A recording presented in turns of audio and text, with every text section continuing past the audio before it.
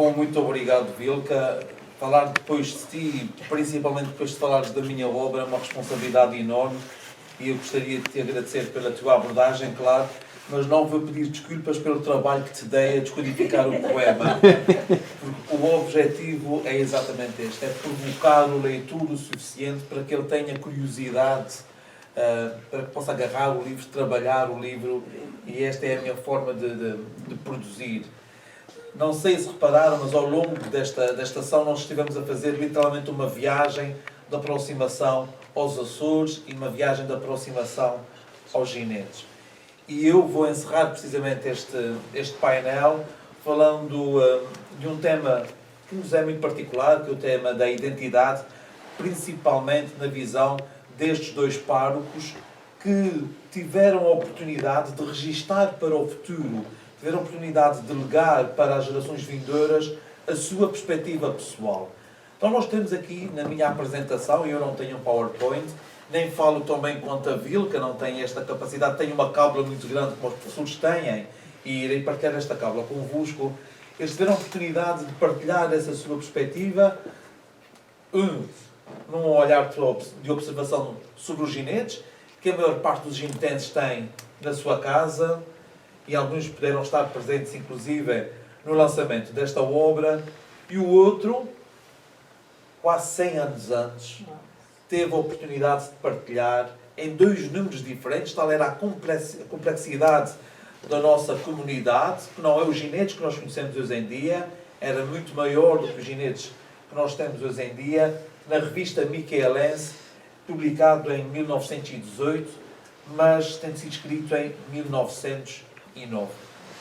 E eu gostaria de iniciar precisamente esta abordagem dizendo e provocando os ouvintes e obviamente toda a audiência, da mesma forma que o Essa de Queiroz numa carta escrevia provocando um amigo, dizendo que a história é uma velhota que se repete sem cessar. E depois de nós prestarmos atenção a esta expressão, a história é uma velhota que se repete sem cessar, eu gostaria que todos nós, a partir de hoje, pudéssemos pensar, afinal de contas, o que é os ginetes, quem é os ginetes, que ginetes é que nós fomos, que ginetes é que nós temos e que ginetes é que nós queremos ser no futuro. Porque a verdade é que o futuro é extremamente importante. Para iniciar esta minha abordagem, eu optei por fazer uma viagem à história da própria palavra história. E a palavra história deriva do vocábulo grego história, que significa pesquisa, informação e narração. Assim, nós podemos pensar a história, com H maiúsculo, como um conjunto de conhecimentos que dizem respeito ao passado da humanidade, ao passado de um povo, e neste caso pensemos sempre nos ginetes, ao passado de uma pessoa. E esta história auxilia na compreensão do presente, ajuda a projetar o futuro. A história não é nada mais, nada menos do que o estudo do homem no tempo, concomitante à análise de processos e eventos ocorridos no passado, quer este seja próximo, quer este seja distante. A pergunta que está subjacente a toda esta análise continua a ser exatamente a mesma. Que ginetes nós fomos, que ginetes nós somos, que ginetes nós seremos no futuro. A história dedica-se à pesquisa. Sem a dedicação dos historiadores, ou dos demais que tentam fazer, obviamente, algo de semelhante, e nós cada vez entramos mais no domínio da interdisciplinaridade, a história já não sobrevive sozinha, tem o apoio de outras ciências, jamais o homem poderia saber, efetivamente, de onde veio e para onde vai. O presente, ainda não de forma imediata, é uma consequência natural do passado. E a história revela quem este homem é e quem este homem será. Os factos referentes ao passado de uma pessoa, de um grupo, explicam, em grande parte, as suas qualidades e também os seus defeitos. Tudo tem uma origem, tudo tem um começo, uma razão de ser, uma razão de existir, uma razão de sobreviver. Será que sobreviveremos? Não é fruto da ocasião. Então, toda esta passagem do tempo é devorada precisamente pelo próprio tempo. Existem muitas informações que caem no esquecimento. Existem informações que não passam de geração em geração. E nós aí perdemos. Desaparecemos. Estes registros que nós temos aqui hoje, tanto do António Lopes da Luz, ou António Lopes da Luz como o António Ferreira Leite, salvaguardam precisamente a nossa identidade. Nós precisamos de continuar a salvaguardar a nossa identidade. Eu aproveitaria aqui para fazer uma ressalva e para comentar o trabalho do Sr. Alberto Ponte, que é, obviamente, de uma forma diferente, também alguém que salvaguarda a memória dos ginetes, através das suas crónicas. Estas obras que estão aqui resultam precisamente deste olhar atento. E nós precisamos de cidadãos que estejam atentos precisamente a quem nós somos e àquilo que nós fazemos. A vida, e isto sempre inspirado na carta do Essa de Queiroz, é dinâmica. E por isso a mudança é inevitável. Neste contexto, a memória coletiva e a memória individual desempenham sempre um papel capital. A memória é a capacidade de reter ideias, impressões, factos, conhecimentos e o principal instrumento para que se possa entender então estas questões históricas. Ela ajuda a lembrar, ajuda a entender que os métodos de trabalho que funcionaram com uma determinada geração podem não funcionar com a próxima. Esta memória coletiva, é o repositório ativo que nos leva a compreender, a percepcionar e a compreender cada nova e evolutiva realidade. É que a realidade que nós conhecemos hoje não corresponde à realidade de ontem, nem corresponde à realidade do amanhã. Esta leva o homem a descobrir que cada época tem as suas características específicas e que o ser humano precisa de ser reeducado, educado, esclarecido para que possa viver o seu tempo de uma forma mais construtora e autorrealizadora. A história, então, de facto, interpreta os factos.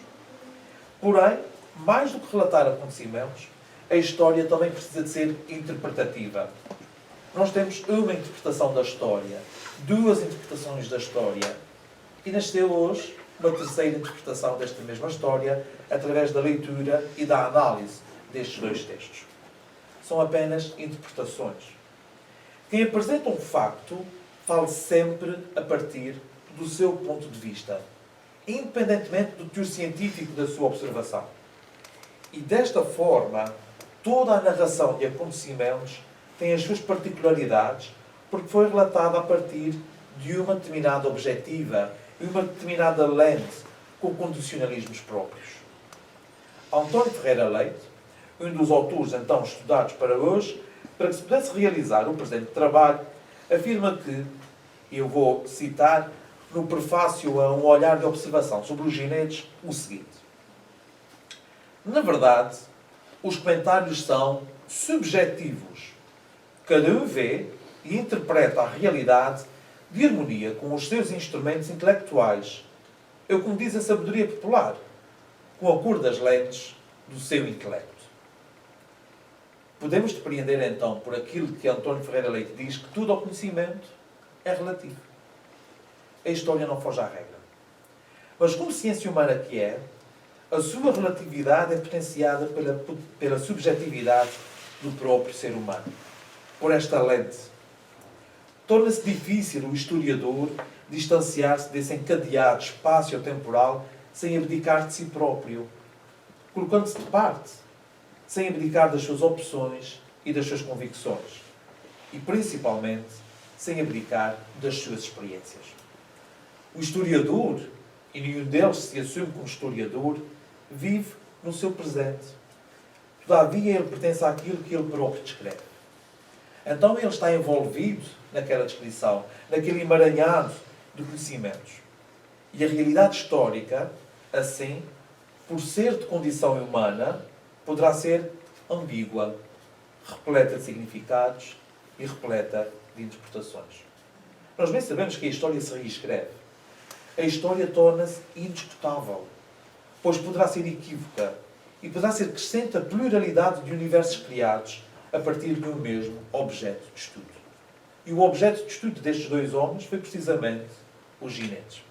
E nós conseguimos ver que, separados por tanto tempo, poderão dar perspectivas e opiniões que nos são tão caras e que nos são tão próximas.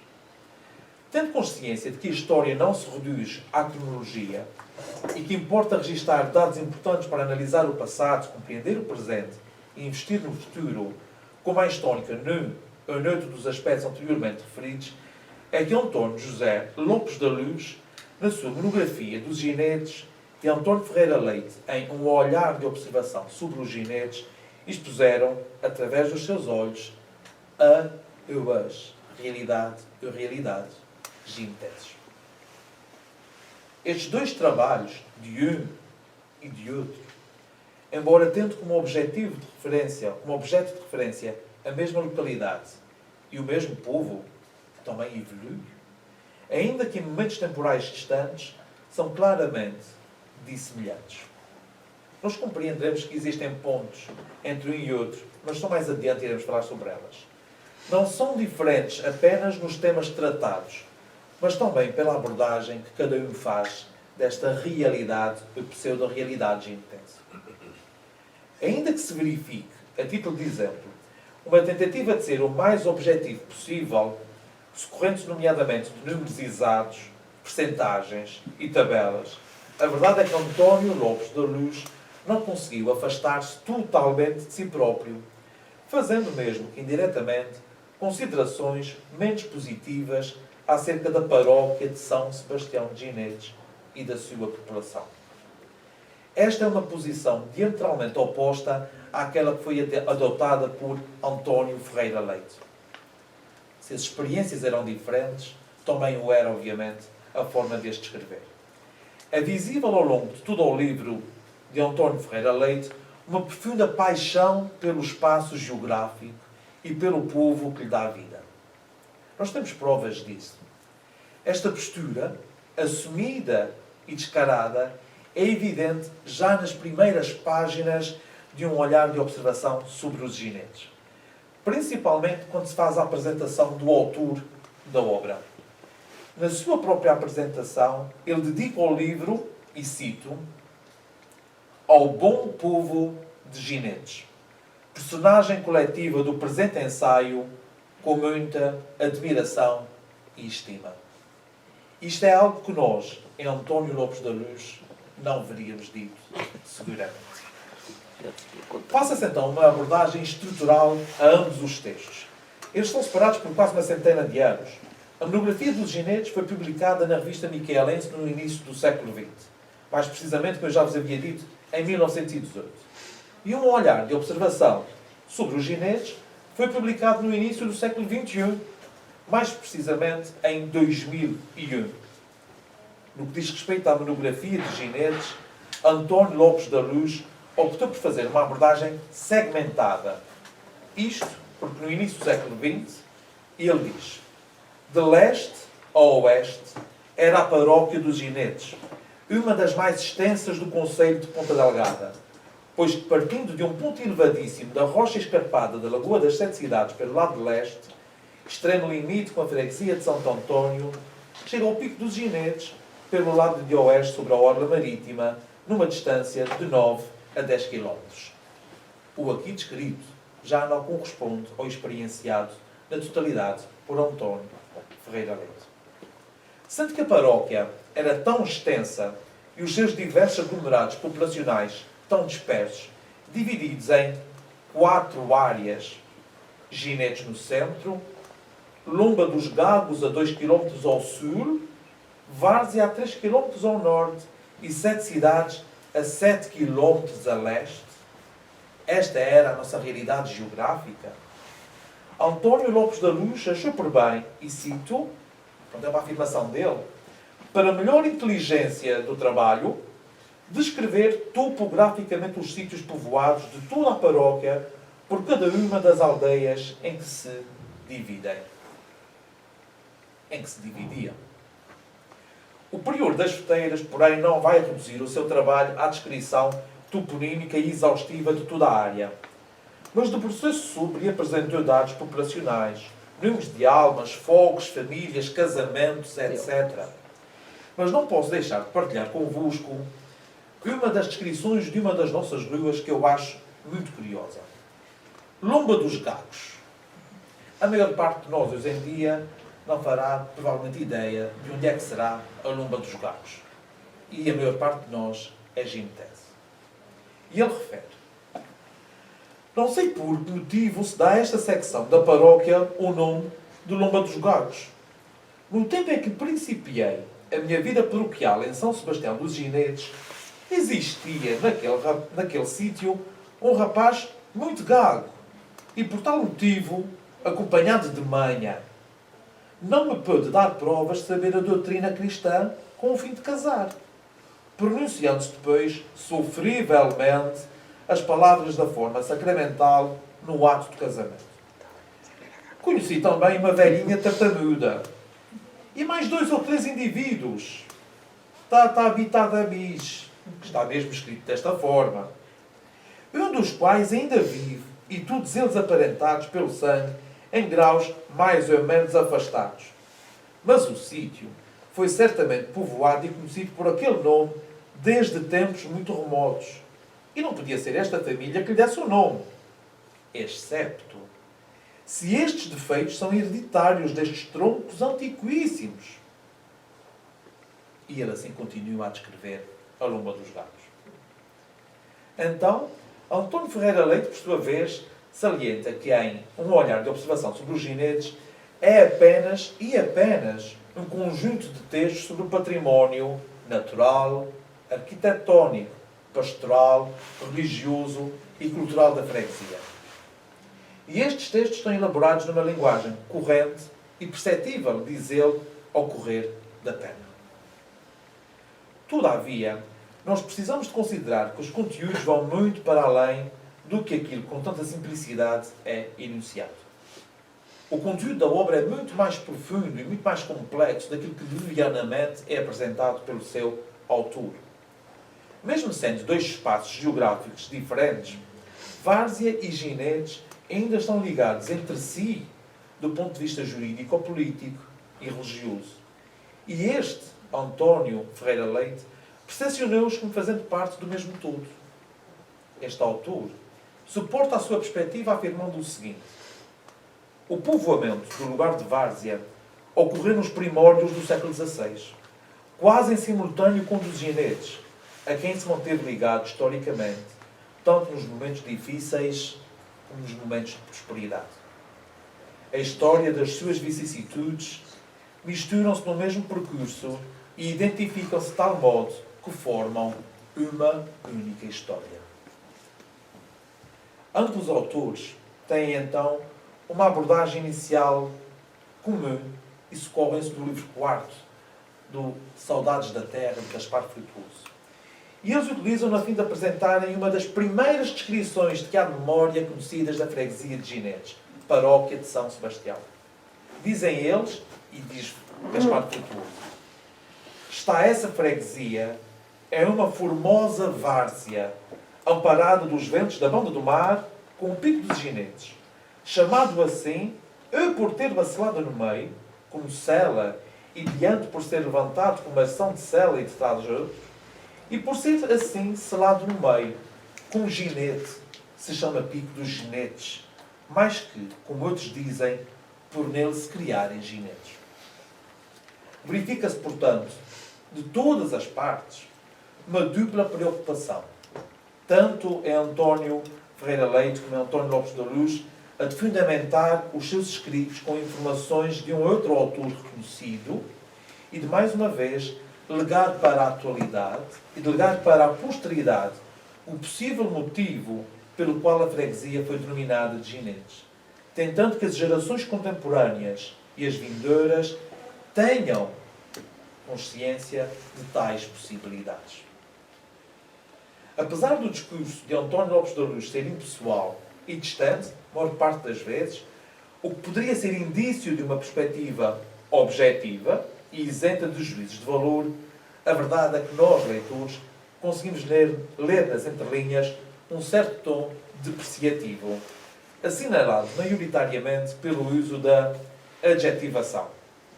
Era esta praça, ao descrever o centro dos Ginetes, ocupada por um tanque, charco e imundo. E a verdade é que nós continuamos a chamar o Largo do Tanque. Agora, espero eu, menos imundo do que ele o viu há 100 anos atrás. É já hoje o Pico das Camarinhas um pico escalvado e sem graça. Muito bonito a nosso favor. As nossas casas eram miseráveis albergues de palha. Mas nós podemos acrescentar que a linguagem foi meticulosamente selecionada pelo Sr. Prior, já que se verifica uma diferença muito acentuada entre a descrição de Ginetes no centro, Luma dos Gagos e Várzea, estes três em conjunto, e é então a aldeia de 7 cidades. A verdade é que a aldeia de 7 cidades recebe os maiores elogios. Inicia o Sr. Prior num discurso notoriamente emotivo e sensorial relativamente às 7 cidades. Avistado deste ponto, com óculos, ou mesmo sem óculos, há sempre dúvida para o forasteiro mais encantos e surpreendentes belezas no Vale das 7 cidades do que avistado de qualquer outro ponto das Comieiras. Acrescente-se que o autor refere: só os poetas podem dizer o que é o Vale das 7 cidades, no vasto recinto adentro das cordilheiras que o circundam, com todas as suas paisagens. António Ferreira Leite, por sua vez, usa exatamente do mesmo tom, mas para se referir aos ginetes. Vejamos o exemplo. No capítulo dedicado à construção da ermida de Nossa Senhora de Fátima, o autor refere o seguinte: do local se visionava uma graciosa paisagem adjacente à ermida, e que a escolha do local foi muito feliz, filha de fina e invulgar sensibilidade, pois a ermidinha domina um cenário de singular beleza, branqueando ao longe e no alto. António Lopes da Luz, por sua vez, apresenta Ginetes e Várzea como locais de pouquíssimo interesse. Não há interesse paisagístico natural. Mesmo quando ele se refere à fonte do sapateiro, ele diz: lá brota um fio de água, mas que é pouco significativo. Nós olhamos para a fonte do sapateiro e é um dos ex-libris dos Ginetes. António Ferreira Leite descreve o mirador do Escalvado, por exemplo, cita o lugar da Várzea, de uma forma totalmente distinta. É um lugar paradisíaco e fascinante, de onde se contempla uma admirável vista sobre a imensa vastidão do mar e de onde, em dias claros e límpidos, se descortina no largo horizonte a Ilha Terceira ou o cume da Ilha Montanha, para já não falar da singular beleza da costa abrupta. Mas está escrito no capítulo intitulado Paisagem Bucólica, portanto, reparamos no adjetivo de Ginetes, ao descrever o tal lugar, fonte sapateiro, uma diferença significativa. Diz ele: é um recanto insólito e excepcional, onde a natureza é selvagem, mas pura, silenciosa e eloquente. 2 olhares, o mesmo espaço, 2 formas de o expressar, de o ler e de o entender, totalmente distintas. Para este homem, este nosso pároco, tanto este lugar particular, como muitos outros lugares da freguesia de Ginetes e do lugar da Várzea, eram ricos e inspiradores. Pois, tal como acusa aqui, diz ele: neste santuário da natureza, e cito, pressente-se Deus, fomenta-se a fraternidade e a solidariedade. É mais fácil amar a Deus e aos homens e consegue-se viver mais feliz. Esta é a perspectiva de António Ferreira Leite.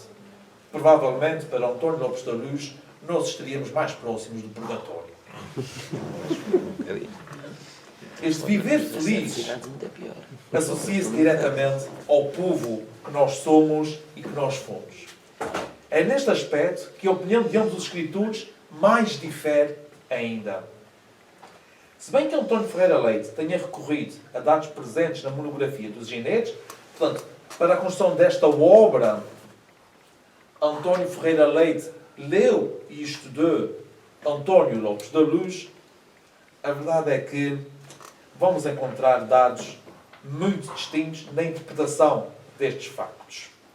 Ora, vejamos. Além de censurar o António Lopes da Luz em 1918, além de censurar o povo de ginetes de desleixo, António Lopes da Luz salienta que, e cito, comparadas entre si as aldeias, vê-se que foram maiores contribuintes para a corrupção de costumes os lugares dos ginetes e várzea. Bonito, não é? No final da obra, um olhar de observação sobre os ginetes, António Ferreira Leite vai afastar-se. Ele dedica um capítulo aos costumes do povo dos ginetes. Neste, ele vai confrontar as duas perspectivas, citando, inclusive, o seu predecessor. E, de acordo com o apontado, o período das feteiras, porque era esse o título de António Lopes da Luz, ele dizia o seguinte: o povo de ginetes se distingue do povo das freguesias circunvizinhas no modo de falar menos rude e menos arrogante nas saudações mais alegres, polidas e dedicadas, no emprego de palavras menos grosseiras e nunca desonestas.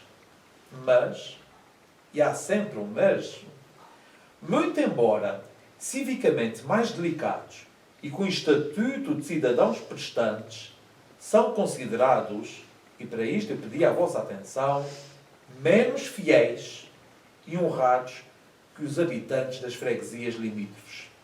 Porque nunca dizem o que sentem. Interpretam com malícia o que não ousam dizer. Fingem ignorar a sua hipocrisia. Por isso, desconfiar um pouco deles é medida de prudência.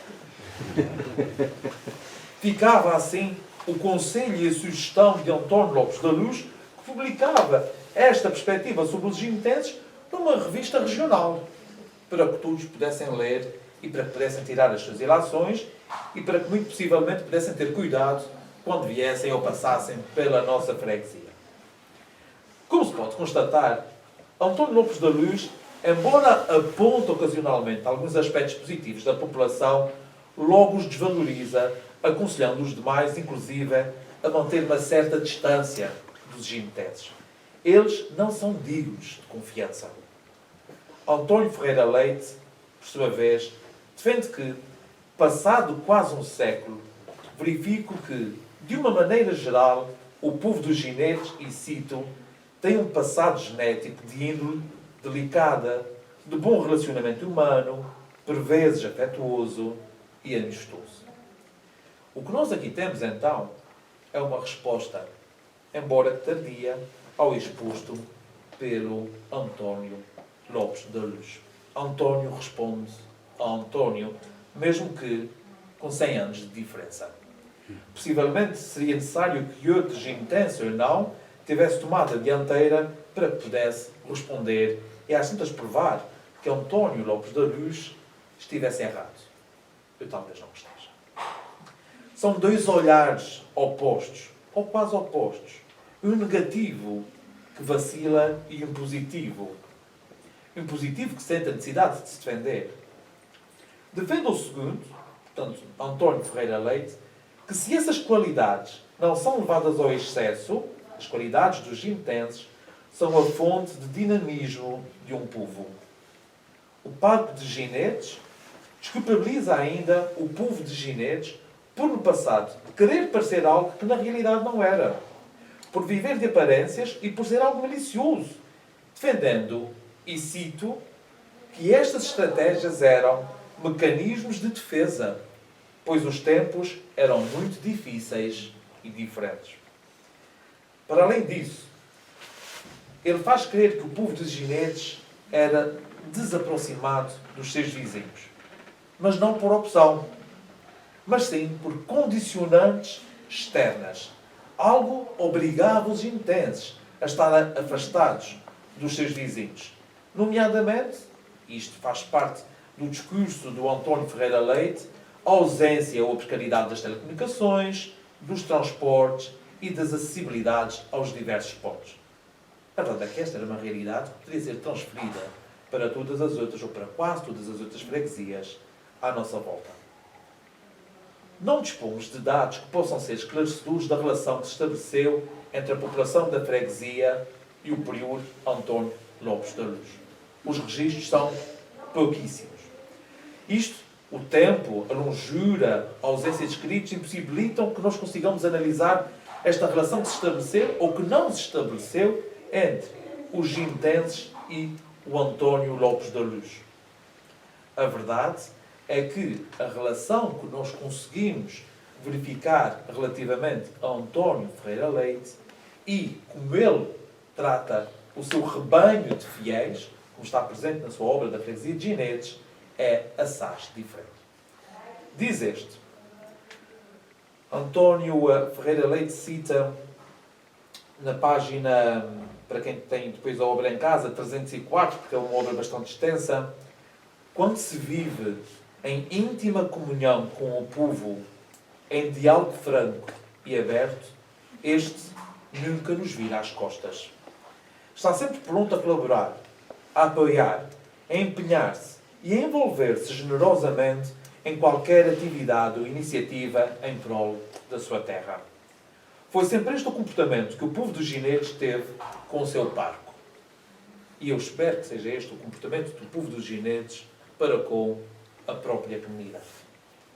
Enquanto foi padre na freguesia, tudo fez para impulsioná-la e desenvolvê-la, quer dentro, quer extra-limites, ao que o povo, generosamente e cito, retribuía e contribuía. O facto é que a passagem de António Ferreira Leite pelos Ginetes marcou indelevelmente, tal como seguramente marcou a freguesia e as suas gentes. Isto verifica-se ao longo dos anos, nomeadamente na troca de galhardetes, na troca de elogios mútuos, nas homenagens públicas que se fizeram e até na própria publicação desta obra no ano de 2001. O padre António disse, inclusive, e escreveu o seguinte, numa homenagem pública que lhe foi feita, este poema: Só rubras rosas refloriram. Ginetes, de 1958 a 1975. E ele dedicou este poema ao carinhoso, e cito, povo dos Ginetes. Não morrem as sementes do passado, mas se morrem é porque germinaram. São o ideal em sucesso transformado, que parece que os tempos sepultaram. Reviver alegrias do passado, embora já longínquo que irmanaram, é viver duplamente encantado, embalado em sonhos que findaram. Foi a etapa da vida muito querida, alegre caminhada bem vivida, pois momentos felizes se exauriram. Com o tempo, fenecem rosas belas, e ficam os espinhos finos delas, porém, só rubras rosas que floriram. A partir deste poema, nós podemos verificar que a relação tripular homem, freguesia, povo, neste caso, é de veras influenciadora, obviamente, da sua perspectiva.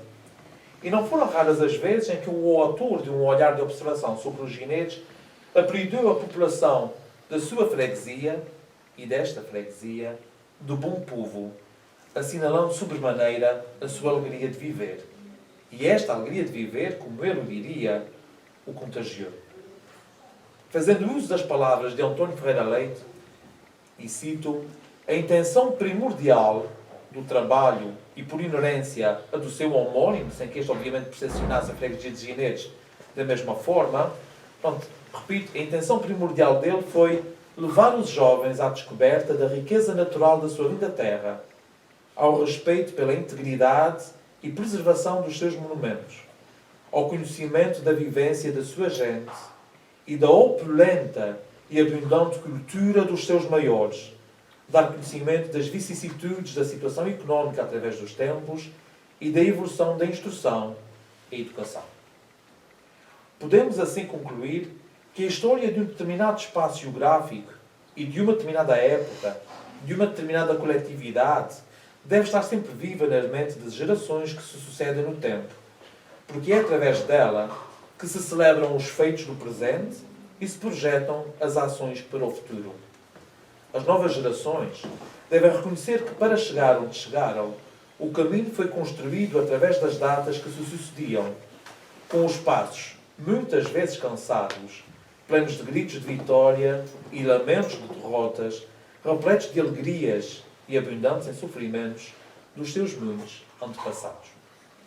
A valorização e o reconhecimento dos feitos dos antepassados é um tributo a estes mesmos.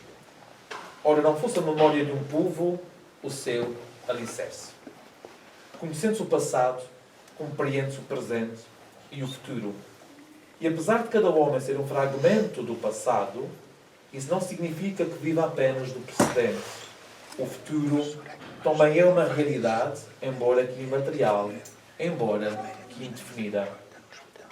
Embora ambos os trabalhos estudados apresentem perspectivas diferentes, não deixam, todavia, de ser complementares. O facto de estarem separados por uma margem temporal tão elevada só enriquece o seu conteúdo e só enriquece a nossa história. A minha leitura e a minha interpretação foi apenas a limitada por aquilo que eu conheço e pelo tempo que me foi concedido. Há que ter consciência, acima de tudo, que cada qual foi percepcionado de uma forma única e singular por aquele que o olhava. António José Lopes da Luz versus António Ferreira Leite. E que revelam, de qualquer forma, com maior ou com menor veracidade, uma determinada realidade num determinado tempo. Foram dois olhares para uma só história, foram dois olhares para uma só freguesia, muitos outros poderiam ter sido. E eu espero que nós, a partir de hoje, consigamos ter muitos olhares sobre quem nós somos e para onde nós vamos. Muito obrigado.